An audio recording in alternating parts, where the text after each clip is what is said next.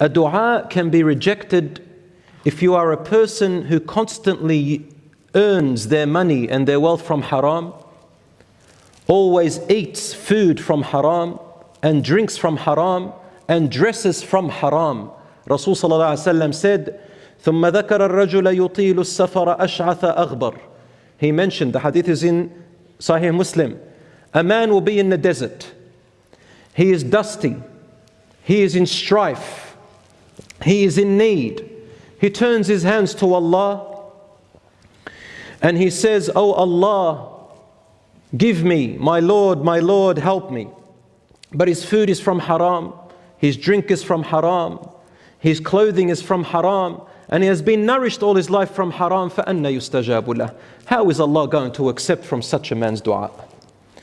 This means, brothers and sisters, the ulama said it means that if Allah subhanahu wa ta'ala knows that you have had a habit of asking Allah, and then every time He looked after you, instead of using in the halal, you used what you asked Him in haram, you used His blessings in haram, and you continue to ask Allah, but you're not changing your ways, it comes to a point where Allah no longer gives you what you want. He no longer responds to your dua. Why would He give you when all you do is use it in haram? Is this what Allah wants you to do?